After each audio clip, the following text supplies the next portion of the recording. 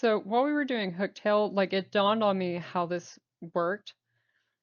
And Jen said that we should be back by the hip, and she's correct. But when I thought about it, this is actually two cones. And if you've ever looked in a math textbook, you've probably seen this before, where you have this exact like graph, or I don't want to say problem because it's not exactly what I'm looking for. But you've seen this where there's two cones, and then you have a line that goes through here and ends up over here. Or even if you haven't, this is the concept. So you have two cones and there's a path from each line exiting or entering the cone over here. Particularly, I think in those books, they were concerned with what pass through where they connect or where they meet. It's like this line, for instance. That's a straight line here. So let's say that you're blue and you're here. The ad's going to pass through the cone until about right here, where it's now free to get to you and the cone, the frontal can't hit it. Like that much is obvious. So if you're here and you want the ad to take the longest path to Hooktail, that is why we want to stand underneath the tail here, because that is the furthest path or the longest path it can take through the frontal. So if you're already under the tail, right? And let's say 2 DPS, let's say the healer is just alive and 3 DPS are dead. So now you've got most of these ads, assuming they don't affix tank, passing through the frontal in the safest way possible. Like they're going to spend the most amount of time in the frontal this way. Whereas if you're over here, only some of them might get killed by the frontal. You see how at about right here, most of them are unsafe? Whereas when you're standing under the tail, about right here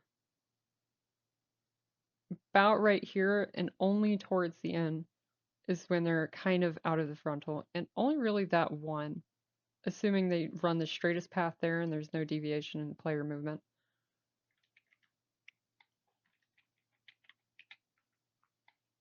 So that's basically why we stand under the tail. But I mentioned while we were in the key, or perhaps after, or maybe I just thought it, but what we're doing is threading this needle through this point to keep it in the frontal for as long as possible.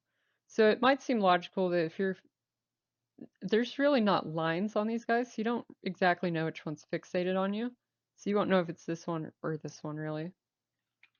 But let's say that you can tell, like you can just tell because that guy's running at you, and you're able to pay attention to that and not the chain or the lines. Just hypothetically, let's say that you can tell, right? It's that concept I was talking about where we're threading the needle. Now, to me, this seems like it would be extremely hard. One, there's no way to know which ad is actually affixed on you. You just have eyes over your head, and there's like 4 or 5 ads like running at the players.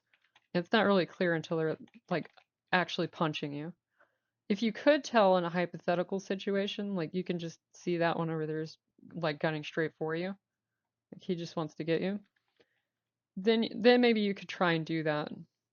And the distance to and from this cone is kind of relative to how you want to route, some way. But no matter what, you're trying to get to this point if you can. And that's why starting at the tail, kind of in the center of this cone, is probably the best spot for us to be, because it is the best distance for them to travel to get to us. It's the longest distance with the most coverage. And I think it's good to think about the tail space as being another cone, a much smaller cone, because of this threading concept of where they're going to end up. Because this represents the area that you have to move around while you're there to be safe from the bombs and also to be baiting these guys into it. Because once you're out of this cone here, the tail cone, once you're over here, it's you're losing all this space. Back here, in this space right here is the minimal amount of loss from the cone to the players. So this like danger zone where they're not getting hit, you know how they're like, they look like they're obviously in the breath, but they're not. And that might be because the breath's hitbox starts here. But, sorry, it's a lot of lines.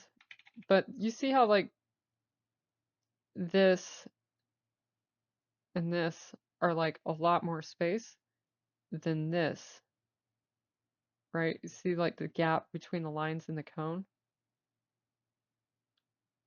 compared to this,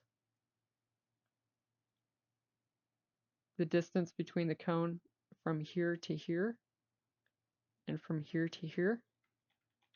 That's why thinking about the tail behind is important for understanding this, or thinking about it as a cone is important for understanding why this is a good place to be.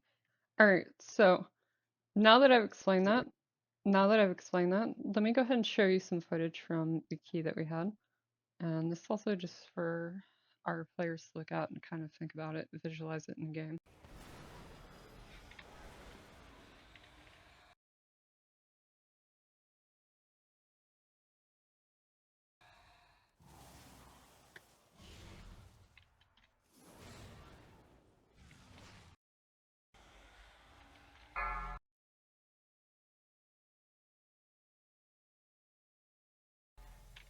We're gonna need MDs as soon as we're able to stop running.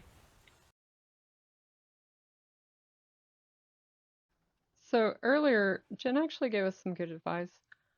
She said that she wanted us to run the bombs out so that there's more space for Hooktail to be against the wall.